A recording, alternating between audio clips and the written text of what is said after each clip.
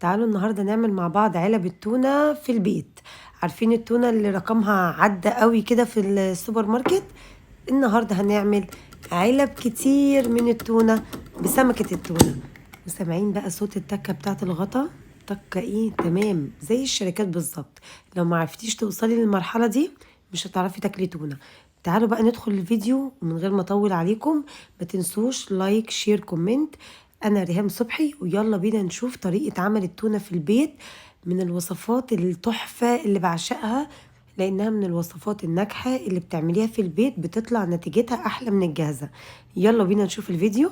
معايا كده سمك تونة، وهاتي طبعا وزن السمكة زي ما انت عايزة. المهم تخلي الراجل يقطعها لك، انا قطعتهم في البيت بس كانوا متعبين في التقطيع. هو الراجل بيقطعها لك جزل بالشكل ده، جزل كبيرة، بس عشان انا السمك بتاعي كان كبير فكانت التقطيعات بتاعته قطعتها كبيرة. خدت بقى السمك ورحت تحت الحنفية كده وقعدت اغسله كويس قوي قوي قوي لحد ما السمك نضف تماما وبقى خلاص لونه وردي تحفة. ركنته بقى في مصفى على جنب وجبت بولة مليتها مية عادي من الحنفية وحطيت فيها ملح، يعني ربع كوباية ملح، وحطيت ربع كوباية خل، وعصرت ليمون، عصرت 4 ليمونات كبار. طبعا انا عاملة سمك تونة كتير فعشان كده كترت المقادير، تقدري تعملي انتي تقللي من المقادير دي كلها. المهم هننقع بقى السمك بتاعنا في المية اللي فيها خل وملح وليمون، وننقعه لمدة ساعة بالظبط. نحط السمك كله ويتنقع لمدة ساعة. أنا قسمت السمك على طبقين عشان يتنقع كله في المية كويس. طبعا المية دي تسحب أي زفارة وتسحب أي ريحة وتسحب أي حاجة مش مستحبة في السمك. بس بعد ساعة ده بيبقى لونها بيكون افتحي جدا لأن تخلصنا من أي زفارة فيها. هنروح بقى تحت الحنفية ونشطف السمك ده تاني مكان مية النقع. هنغسله كويس قوي تحت الحنفية وبعد كده نحطه في مصفى. وبعد كده بغلي مية، يعني نص الحلة كده مية تغلي كويس قوي علشان نبدأ نسوي سمك التونة. هنسويه ازاي؟ ايه اللي انا هحطه في المية؟ حطيت كده يعني نص راس توم، يعني نص راس توم متقطع شرايح علشان انا مستخدمة سمك كتير فحطيت نص راس توم كويس. طبعا لو انت عم تعملي سمكة واحدة هتحطي 3 فصوص توم بس. عندي فلفلاية رومي وجزراية متقطعة شرايح، بصلاية برضو البصلاية مقسماها، وكمان ربع كوباية خل.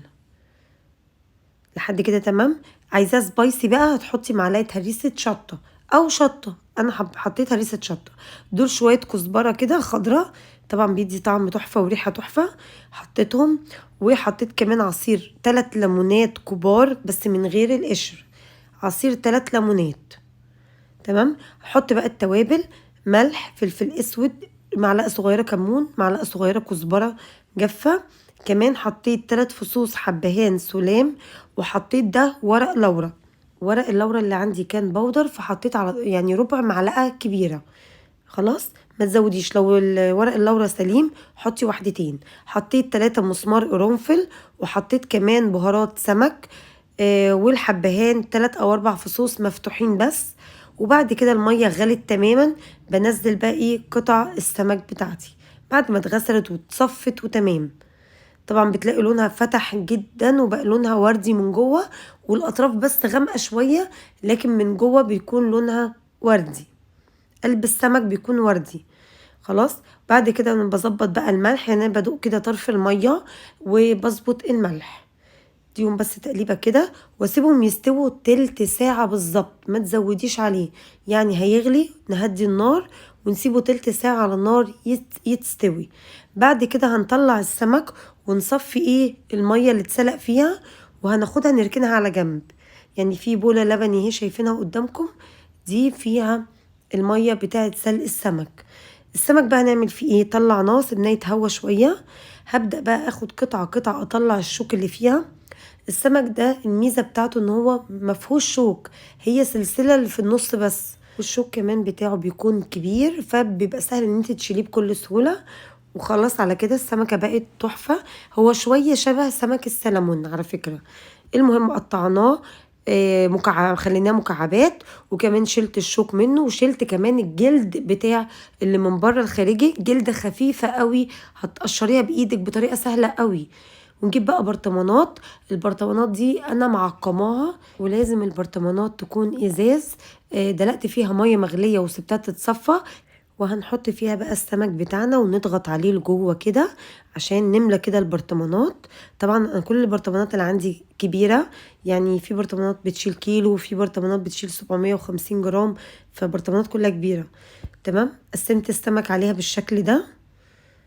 واهم حاجة تشيلي القشرة الخارجية بتاعت السمك وكمان الشوك، بس كده خلاص. كمان لازم وانتي بتشتري سمك التونة تتأكدي ان هي طازة وفريش من الخياشيم، وكمان الجلد الخارجي بتاع السمكة يكون متماسك مش متكحت او مقشر. لو لقيتيه دبلان كده او لونه مقشر او متكحتة او متجرحة الجلد بتاعها الخارجي، كده معناها ان هي اتجمدت وتفك التلج بتاعها كذا مرة. خلاص. بعد كده هجيب كل برطمان هحط فيه معلقة ملح صغيرة زي ما انتوا شايفين كده، كل برطمان معلقة ملح صغيرة. وجنبي بقى المية بتاعة سلق السمك، بعبي بيها البرطمان لحد ايه، بسيب ربع البرطمان من فوق، عشان الجزء بقى اللي من فوق ده بعد ما نعبي مية السمك، الجزء الباقي بقى من البرطمان الربع الاخير بنعبيه زيت. تمام كده. وتستخدمي طبعا زيت نظيف، زيت عباد شمس، زيت ذرة، زيت زيتون، التلاتة دول تحفة. زي ما انتوا شايفين كده بعبي الجزء الباقي كده من البرطمان زيت. وبعد كده بقى ايه، هنغطي البرطمانات كويس جدا خلاص، ونقفل عليها كويس قوي. ويستحسن الغطيان تكون محكمة الغلق، في البرطمانات تكون محكمة الغلق. هترجيها رجة كده بس عشان الملح والزيت والتوابل اللي في مية سلق السمك تتوزع بطريقة كويسة. وبعد كده اخر خطوة وهي التعقيم، عشان نتأكد ان التونة عندنا هتقعد سنة كاملة مش هيحصل لها اي حاجة. بس طبعا هنحفظها في التلاجة وهتقعد جوه البرطمان سنة كاملة، عمر ما هيحصل لها اي حاجة، وبالعكس هتكون اجمل. هنجيب بقى الحلة بتاعتنا هنحط فيها فوطة. وانا عندي حلة خدت 3 برطمانات وحلة اكبر خدت 4 برطمانات. المهم عايزة البرطمانات حتى لو اطول من الحلة مش مشكلة، احنا مش هنكتمها بالغطا قوي يعني. المهم حطينا فوطة من تحت وحطيت البرطمانات بتاعتي وحطيت مية من الحنفية ورفعتها على النار. اول ما المية دي هتغلي هغطي على، لما نبص المية ابتدت تغلي هروح مغطية على الحلة وهدي النار لمدة نص ساعة. يبقى المرحلة دي هتاخد منك بالظبط نص ساعة، لكن مرحلة تسوية السمك هتاخد تلت ساعة بالظبط، تلت ساعة. لكن المرحلة دي زي ما قلت نص ساعة. تمام كده. بعد النص ساعة برفع الغطيان وببدأ ايه، اسيبها تتهوى شوية بعد ما اطفي النار. اذا هسيب لها كده بالتايم نص ساعة، وبعدين نعري عليها واطلعهم بقى ايه، يبردوا شويه. بس بسيبهم الاول يبردوا جوه الحله شويه عشان البرطمان ما يفرقعش لو رفعته من سخن البارد. وبعد ما يبردوا تمام جوه الحله خلاص برفعهم بقى على الرخامه واسيبهم يبردوا لتاني يوم. وده بقى انا هنا تصوير تاني يوم. تاني يوم بقى بصي التكه بتاعت الغطا بقى خطيره خطيره خطيره. طعم التونة جامد جدا. عايزة اقول لكم لونها وردي وتحفة ولونها حلو قوي. ريحة التونة ريحتها حلوة، ريحتها حلوة وحاجة نظيفة جدا، تحس ان انت بتاكلي حاجة قيمة وغالية. لا ريحتها تحفة تحفة، التتبيلة مظبوطة وطعمها تحفة. ما تنسوش بقى تجربوا طريقة التونة وتقولوا لي كمان سمك التونة بيتباع عندكم بكام.